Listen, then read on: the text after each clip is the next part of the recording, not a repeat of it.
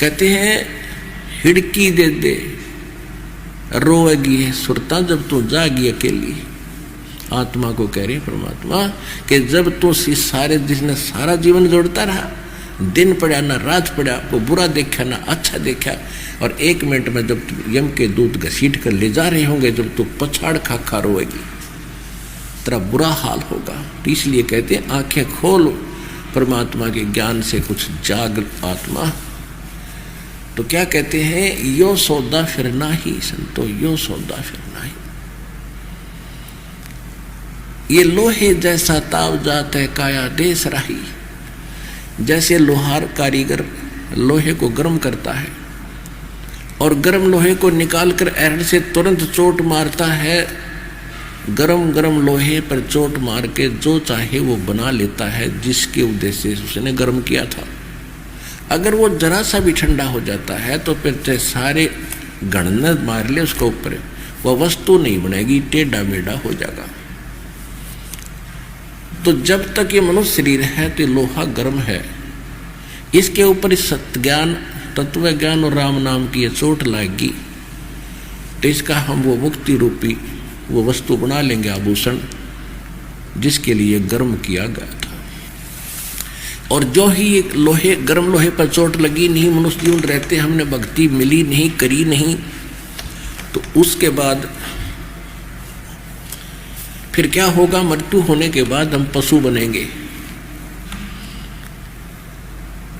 और फिर क्या होगा, ये कितना अच्छा चेहरा मनुष्य जीवन का, और फिर क्या बनेंगे, बंदर, और गधे का उड़ मुंह लगेगा तो कितना उलिया बिगड़ेगा अपना, और असंख्य बार बिगड़ लिया है, पहली बार नहीं। इससे बचने का 4 युग के अंदर ये प्राइम टाइम है, और उसके वो आपको आप आज प्राप्त है। आप कितने पुण्यात्मा हैं, आपकी किस्मत को वर्डों में व्याख्यान नहीं किया जा सकता, शब्द में नहीं बोल सकता। दास आपको नहीं पहचान है, वो बालक है, वो मैं पहचान करवा रहा है ये दास आपको, कि आप कितने कीमत है आपकी आज इस मनुष्य जीवन की। इसको सफल कर लो, इस लाल को बर्बाद ना करना, इसको संभालो और सफलता प्राप्त करो। तो क्या कहते हैं कि लोहे जैसा ताव जात है काया देश राही, और 3 लोक और भवन चतुर्दश सब जग सौदा आही। कोई देवता बना है, उसने अपने पुण्य कमाई की, वो देवता बन गया।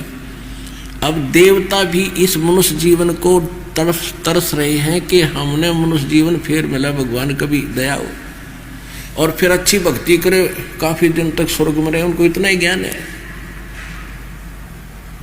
वहां जाकर उनको पता चल जाता है कि मनुष्य जीवन के अंदर हमने और कुछ करना चाहिए था। जैसे बच्चे पढ़ाई छोड़कर चले जाते हैं, कोई ट्रेनिंग कुछ कर लेता है, कोई कुछ कर लेता है, फिर बाद में पता चलता है कि मैंने तो ये ट्रेनिंग करनी चाहिए थी, इसमें ज़्यादा लाभ होता है।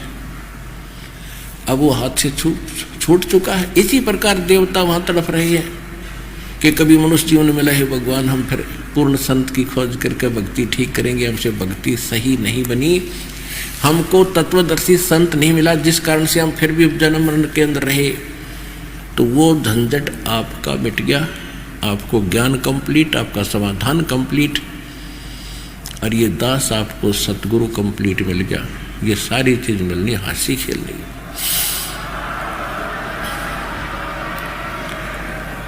और आपका कर्तव्य बनता है, आपके अन्य भाई बहन भूले हैं, किसी भी धर्म मजहब के हैं, वो भी आपके भाई बहन हैं। हम एक पिता की संतान है, सतलोक में हम एक थे, एक ही पिता हमारा। तो उनको भी यही भरमा रखा काल ने, और आपने उनको भी धीरे धीरे समझाना पड़ेगा और उनको भी लाइन में लाना पड़ेगा।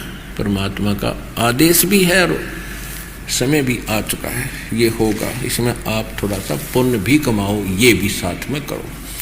कहते हैं आत्म प्राण उद्धार ही ऐसा धर्म नहीं और।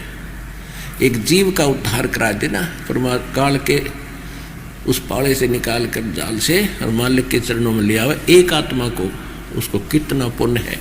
इस तरह कहते और बढ़कर कोई धर्म नहीं।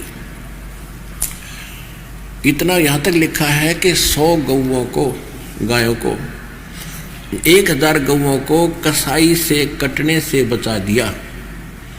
इतना एक पुण्यात्मा को अन्य गलत साधनों से हटाकर सत साधना पर लाकर सतलोक आश्रम बरवाला में भक्ति पर लगा दिया, इतना पुण्य होगा।